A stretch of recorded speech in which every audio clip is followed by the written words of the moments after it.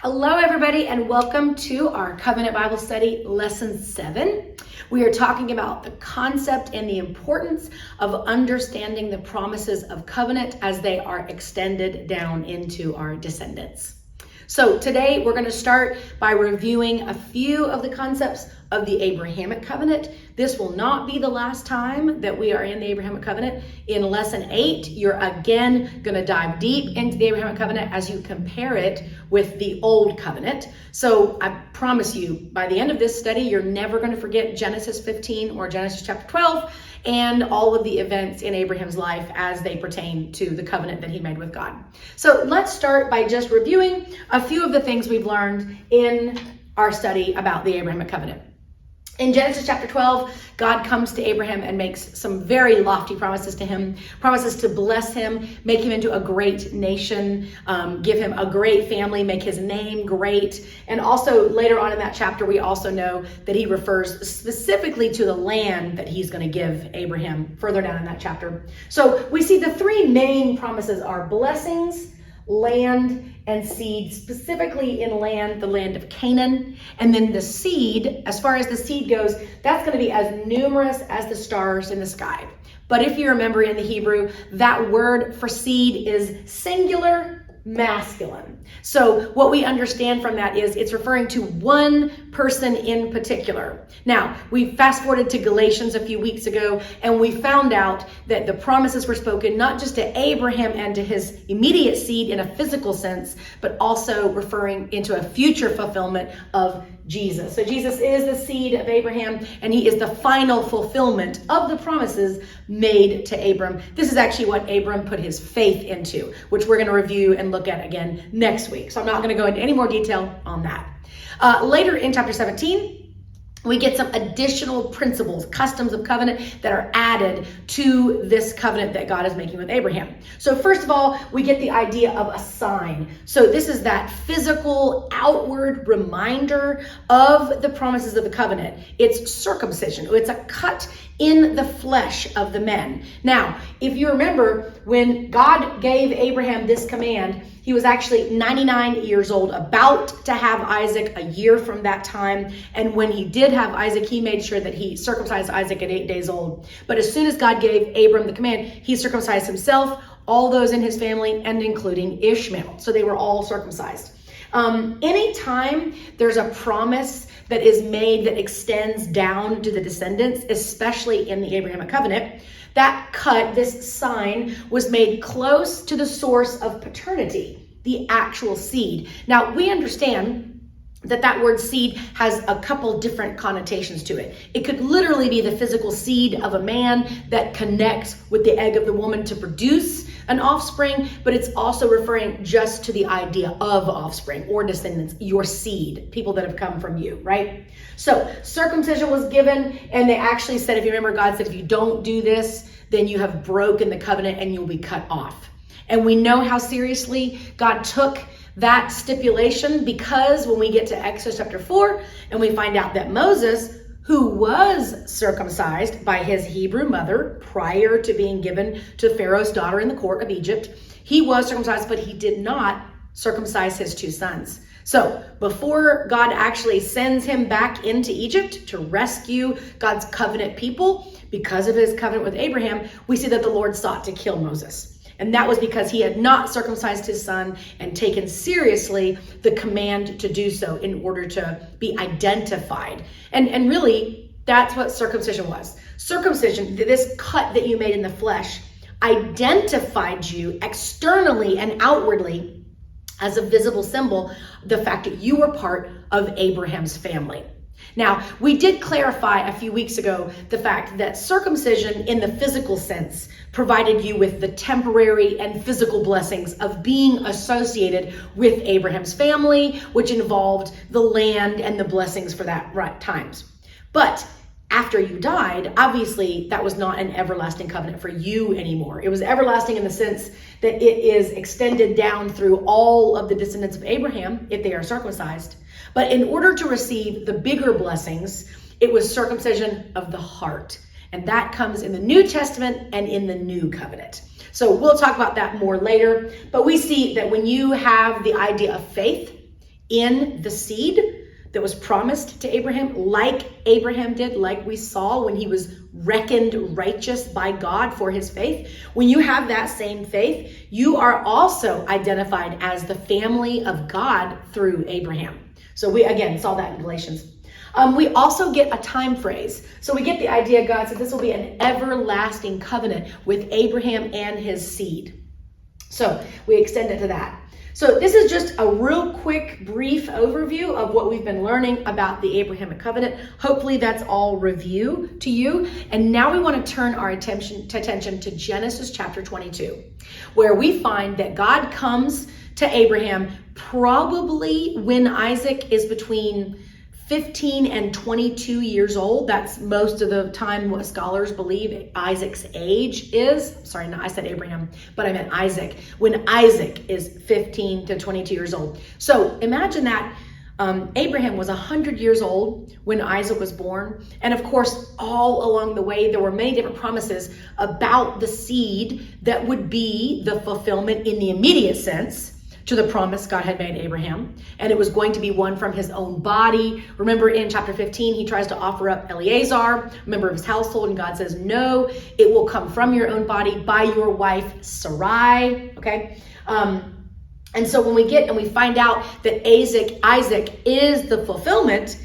that God made, we see the importance of Isaac to the Abrahamic covenant. Very, extremely important. In fact, Isaac was named twice in chapter 17 of Genesis and 21, where he said, in Isaac, your descendants shall be named. So we see that Isaac was crucial to the promises that God made Abraham in the covenant.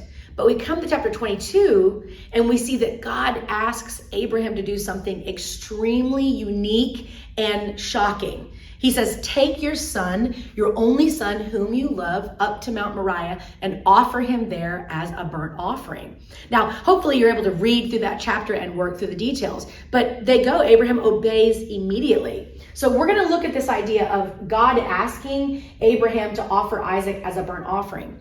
This idea of testing is actually very common, and we're going to work through in just a little bit the difference between testing, when God tests us, and when God tempts us, because those are two very different things.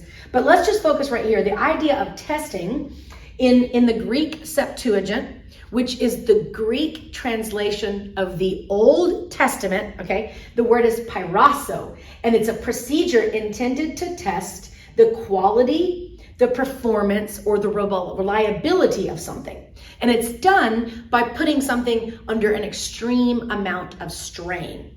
So we see that in Genesis 15, Abraham puts his faith in the promises that God had made him about the seed. Abraham is looking forward to this future fulfillment of the seed based on the promise in chapter 12, where God says, in your seed, all the nations of the earth will be blessed. And so we see Abraham put his faith in that seed. And now God is testing that faith, right? Because the immediate fulfillment was Isaac. And all of the promises are going to rest on Isaac. And yet God says, take Isaac and offer him as a burnt offering. Kill him, right? Unalive him. Like that's what's going to happen. So he's testing the faith of Abraham in the promise of that seed. Because it was fulfilled in Isaac, and now he's saying, I'm asking you to give Isaac up. And we see that Abraham obeys immediately. He packs a bag, they go on a journey, he takes servants with him, and when they get to that mountain, he says, stay here, I and the lad are gonna go up the mountain, we're gonna worship, and we will return to you. So even in the midst of being tested and of God asking him to take that one thing, that in that fulfillment of all the promises that he'd waited for. And if you remember, 25 years Abraham had waited for Isaac to come. And God's saying, I want you to take that and I want you to give it up. And I want to see if you trust me to still continue to fulfill my word and the oaths that I made for you. And Abraham obeys immediately.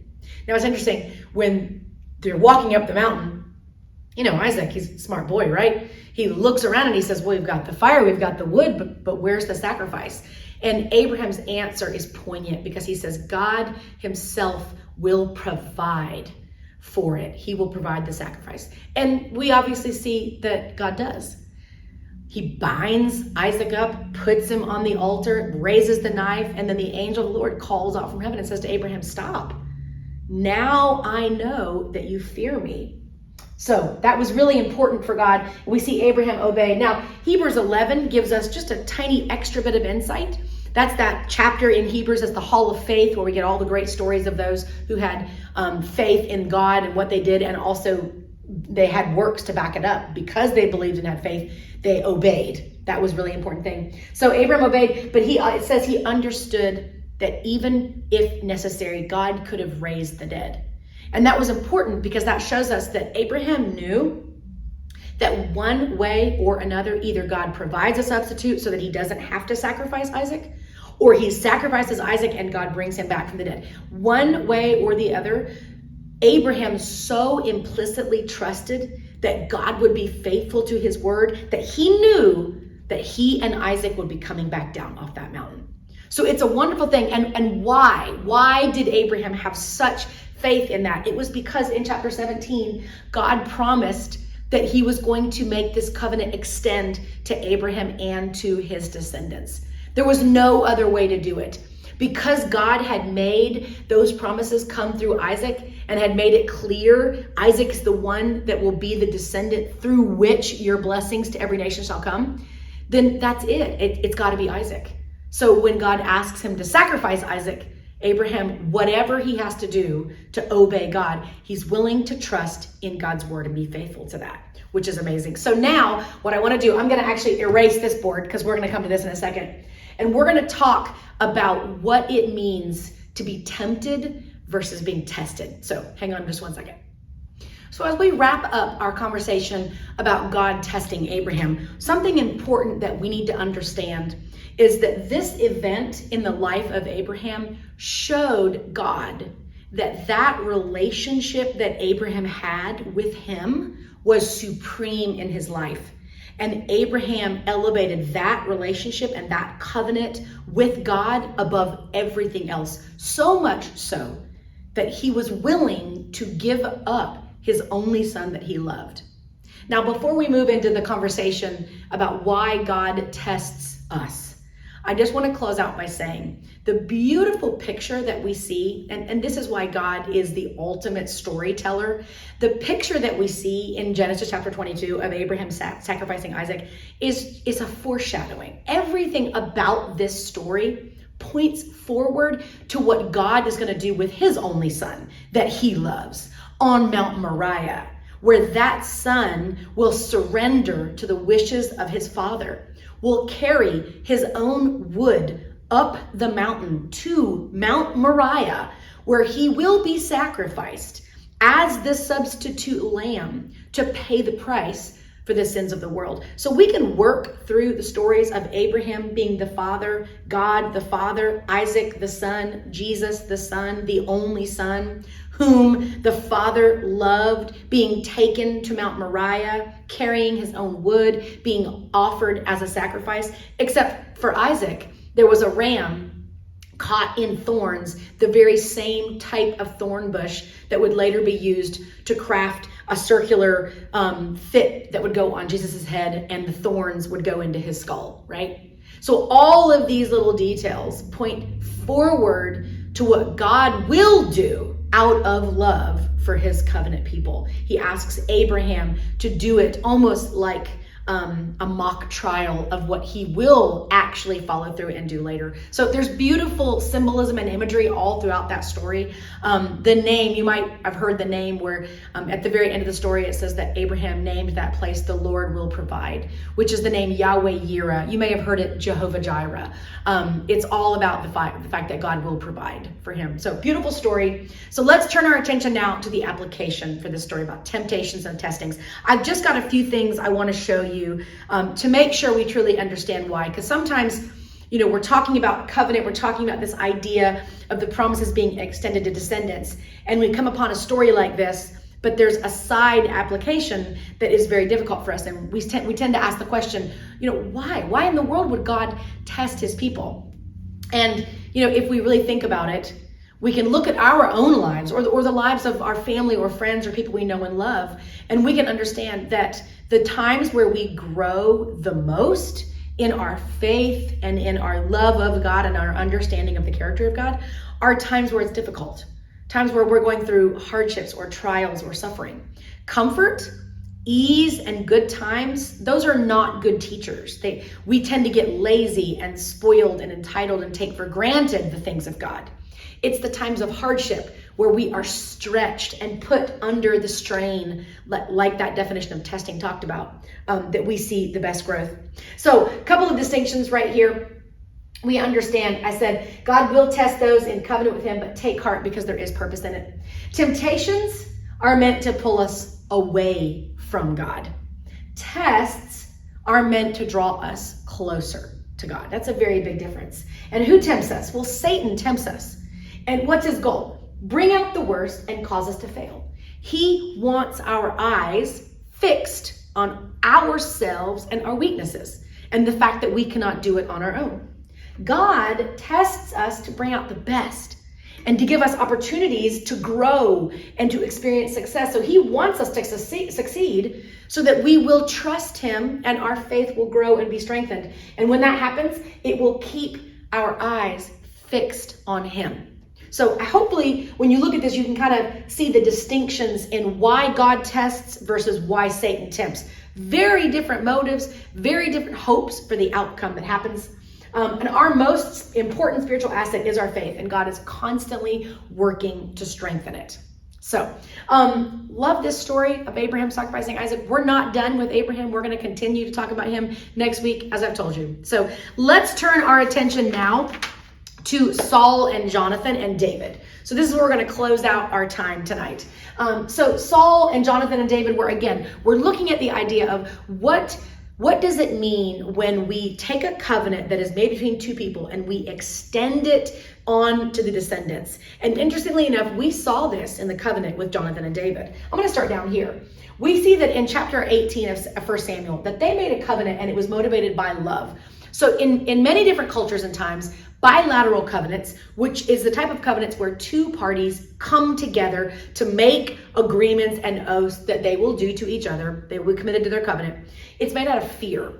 It's out of necessity. It's you have something that I don't want to come against. So let's come together, make a treaty or an alliance out of fear. You won't encroach on my territory. I won't encroach on yours. We won't harm each other. That was basically the fear. But this was very different. They made it out of love. And we learned that right before they made the covenant, God knit their souls together. So Jonathan and David had a beautiful friendship and relationship. And when in chapter 20 of 1 Samuel, we actually see that they extend their covenant to their houses. But all along the way, starting in chapter 18 and going all the way through chapter 24, we see Jonathan fulfilling and honoring his role in the covenant. Right? So he defended and protected David many, many times. He warned David of the plans of his father, and he made sure that David was protected and could get away in time, and that he was safe from his dad, who tried to kill him many times, which we'll see up there. So they actually extend their covenant. Once it starts to get heated, Jonathan makes David promise to take care of his house. Okay? And I love this one line in 1 Samuel chapter 23. Another one of those instances where David is on the run from Saul. We've been in the Jonathan and David covenant for a long time. So we've seen this where Saul does not like the fact that God tore the kingdom away from him and rejected him as king over Israel and moved instead to anoint a new king for him, a king who would be a man after his own heart. That devastated Saul. And from that point on, he set out to take care of David, to get him off of the scene. But all along the way, we saw that Jonathan stood up for him. And in chapter 23, Jonathan goes out to the wilderness where David is hiding from his father. And it says in verse 16, that Jonathan went to encourage him in God.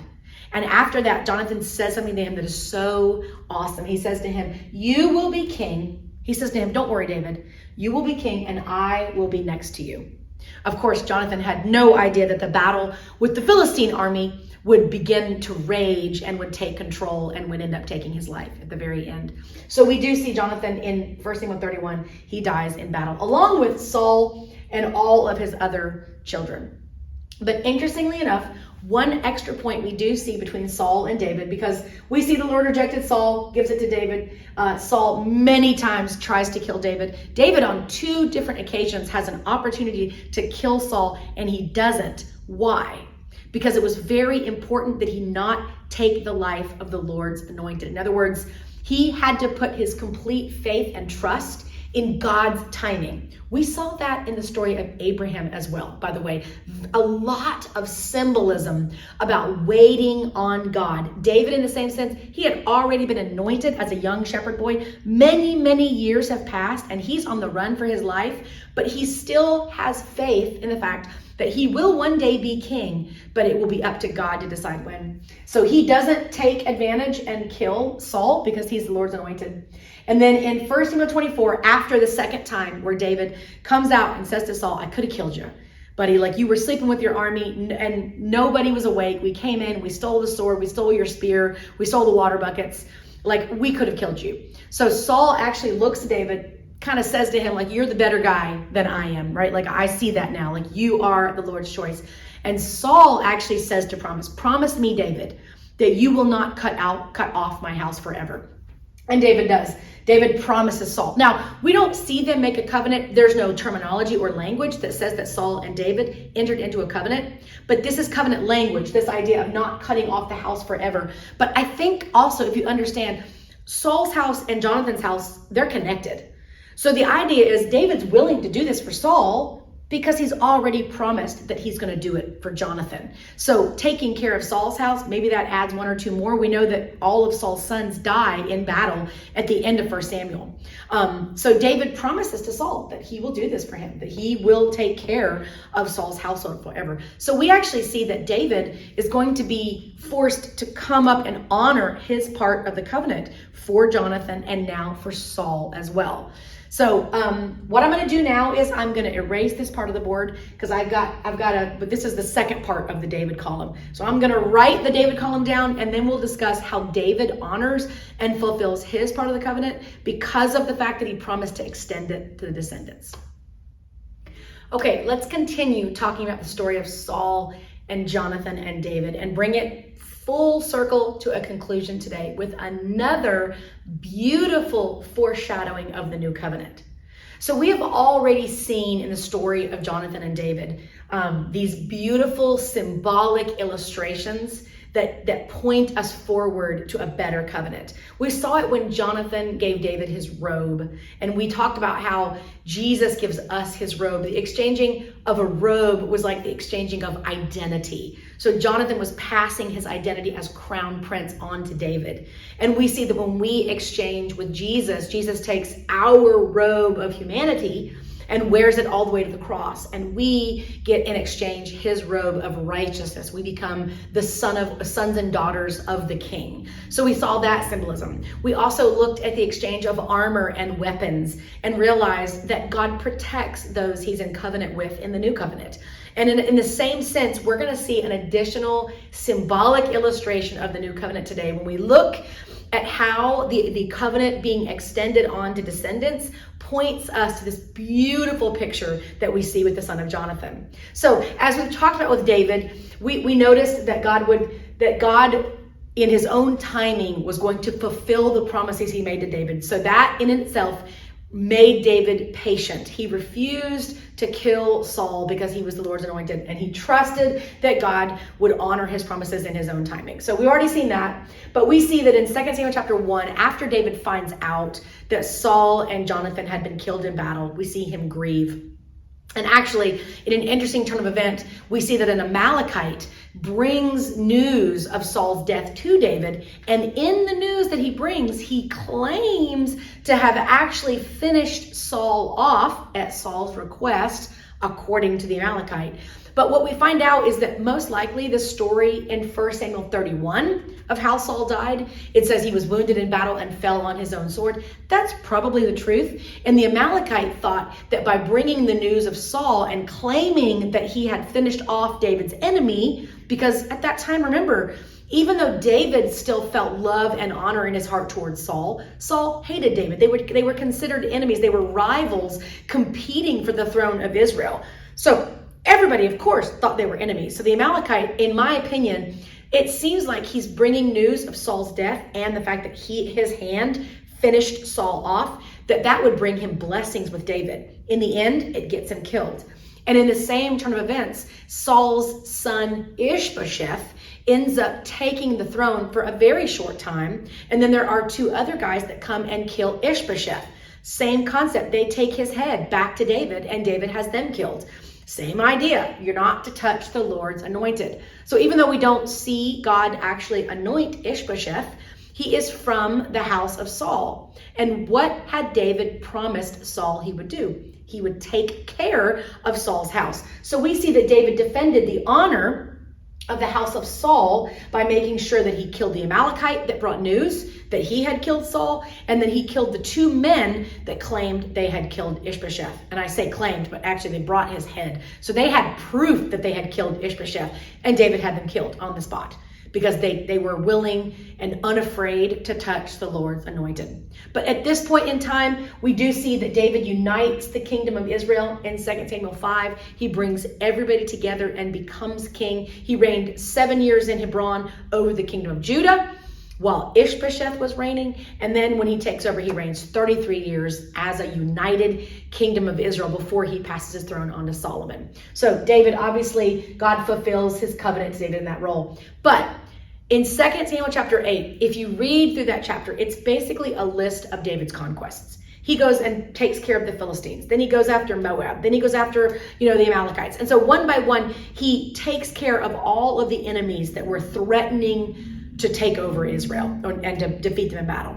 And then at that point, he decides in 2 Samuel chapter 9, he wants to inquire about the house of Saul. So he asks, is there anybody left in the house of Saul or the house of Jonathan that I can show kindness to? Now, kindness, that's a covenant term, and we're going to talk about that in just a second, so I'm going to put that on hold. But he wants to honor his part of the covenant, his word to Jonathan, that he had said, I'm going to extend it to our houses. Jonathan is now dead, so he obviously, his honoring of the covenant is done. He's done with that. And this is what happens. David's not dead, so he still has a part to play. Their covenant promises, because they extended them to their houses, means it doesn't end when Jonathan dies. David still has to honor that covenant as long as he's alive.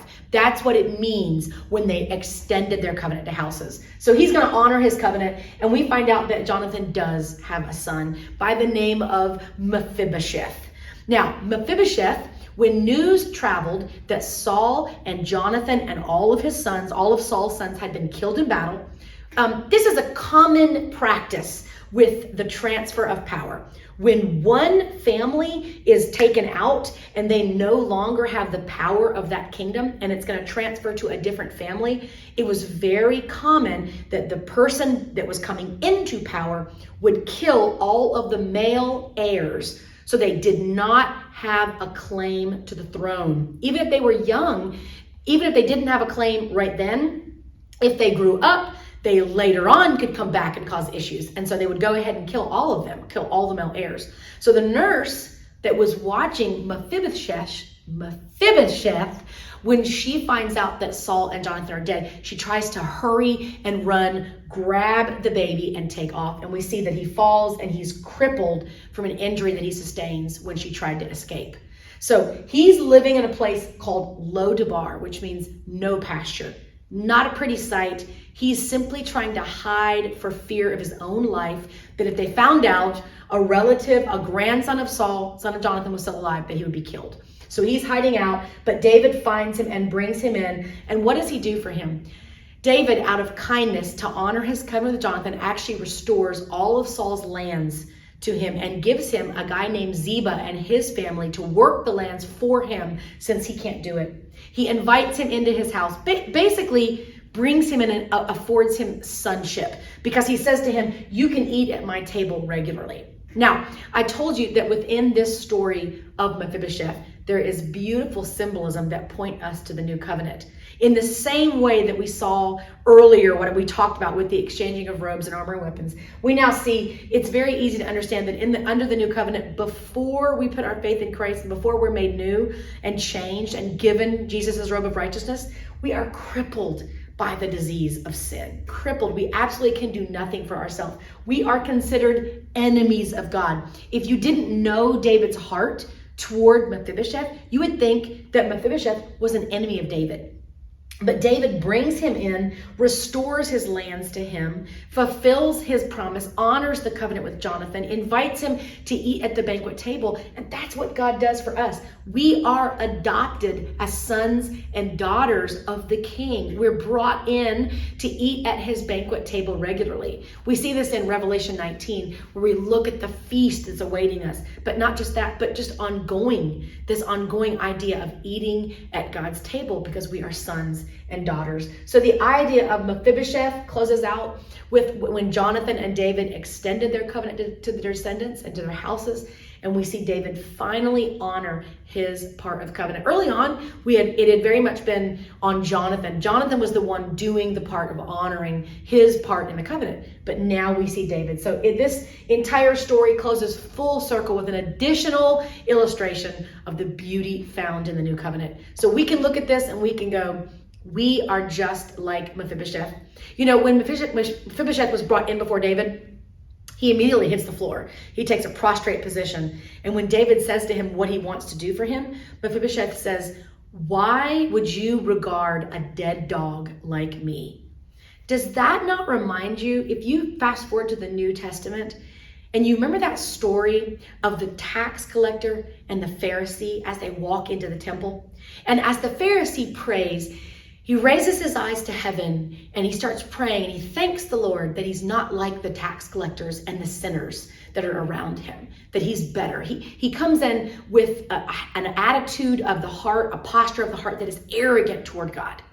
But when the tax collector comes in, he hits the floor, he's on his knees, he's beating on his chest, and he says, "Show me mercy." And that's the same attitude that we see that Jesus gives in the Sermon on the Mount, where he says, "Blessed are the poor in spirit." Poor in spirit, that idea is like a cringing beggar. It's a spiritually bankrupt posture.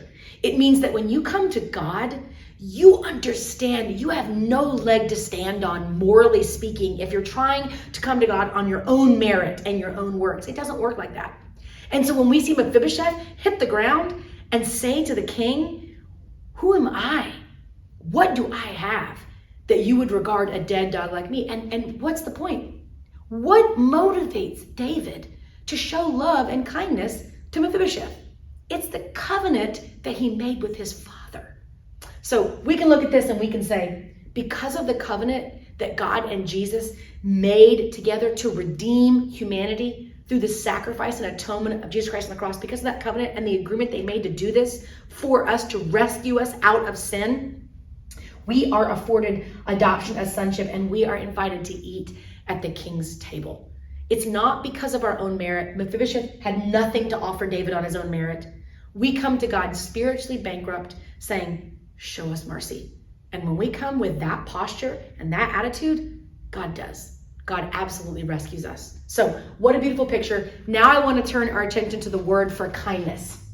So this word right here, where David says that he is seeking someone from the house of Saul and Jonathan because he wants to show them kindness, that's a covenant term, and it's the word hesed.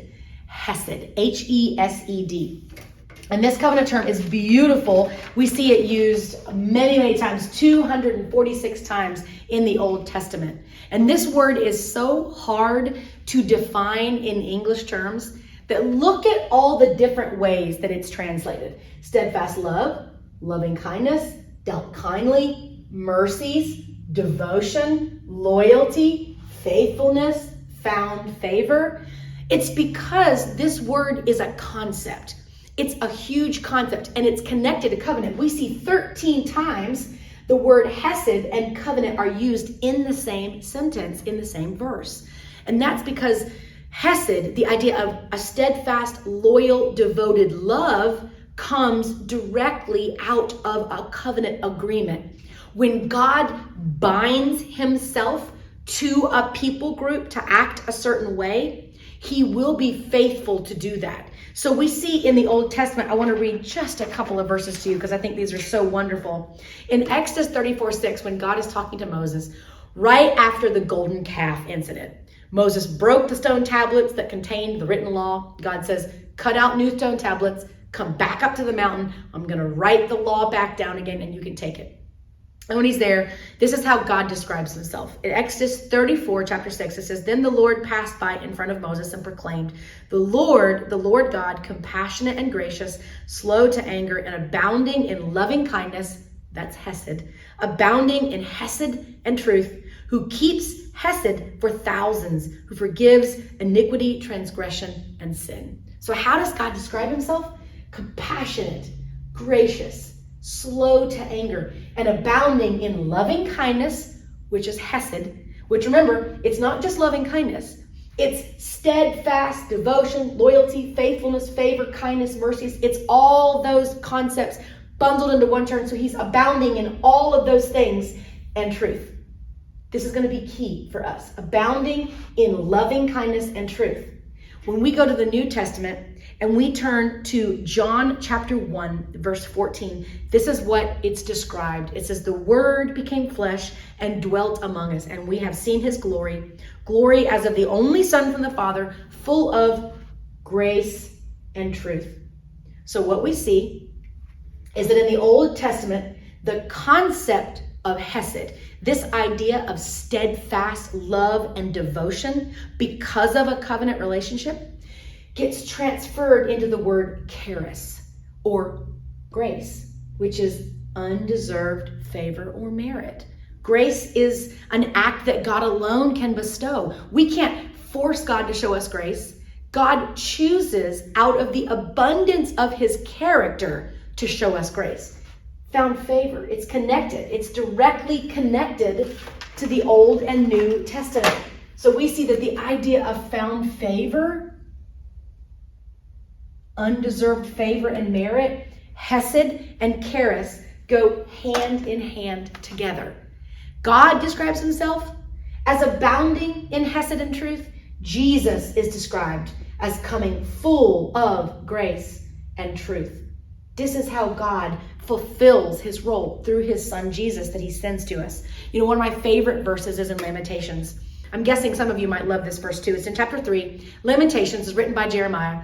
After God has, the 3 waves of Nebuchadnezzar has destroyed the kingdom of Judah, destroyed the temple, burned the city to the ground, and taken the exiles into Babylon to be slaves for 70 years, Jeremiah is reflecting on that, grieving that moment as he looked back before he fled to Egypt and saw the destruction of the temple, the destruction of Jerusalem, and how it was burned to the ground. That's going to cause a lot of emotions. And this is what he says. In verse 21 and 23, he says, but this I call to mind, and therefore I have hope. The hesed, the steadfast love of the Lord never ceases. His mercies never come to an end. They are new every morning. So his hesed never comes to an end. God's hesed never ceases. That's the impact of God's hesed on Jeremiah. He knows that even in the midst of that horrible circumstance where God had allowed Babylon to destroy their city and their temple, their beloved city and temple, where that was God's dwelling place, that even though God had allowed that, it did not mean that his hesed had ended. He was testing his people, right? But his hesed never ends. His mercy never comes to an end. They are new every morning. Great is your faithfulness. And verse 31 and 32 of chapter 3 says this, for the Lord will not cast off forever. Though he cause grief, he will have compassion according to the abundance of his hesed, his steadfast devotion and love. That's what happens when God binds himself to people. He can do nothing other than be faithful to them. When he gives them his word, he will honor it. He will be faithful to do it. You know, David also understood this. In Psalm 23, that very classic psalm, Lord is my shepherd, I shall not want. At the end of it in verse 6, he says, surely goodness and mercy is hesed, shall follow me all the days of my life, and I shall dwell in the house of the Lord forever. God did not choose to enter into a covenant because Israel was good people or because we are good people. God enters into covenant and he chooses to demonstrate the abundance of his compassion, his grace, his slow to anger, and the fact that he's abounding in hesed and truth because of his own character. He wants to reveal more of himself to us. And when we begin to understand this concept, the concept that we see in this covenant, what David did to Mephibosheth, he showed him steadfast love, devotion, faithfulness, mercy. This is what David demonstrated to Mephibosheth. And it is a character quality of God. God's hesed is what we can be confident about when we are in covenant with him. What's the definition of hesed? Hesed is the steadfast, faithful, relentless, lavish, extravagant, unrestrained, furious love and devotion of our Father God to us because of covenant. So hopefully today, as we've worked through this, you can kind of see the idea of God's promises being faithful even when they're extended to the descendants and to our families. He is faithful to his word to honor it all the way through. So, okay, this is the end of lesson 7. Next week, we're going to be doing lesson 8, which is the Abrahamic covenant versus the old covenant. So I'll see you guys next week.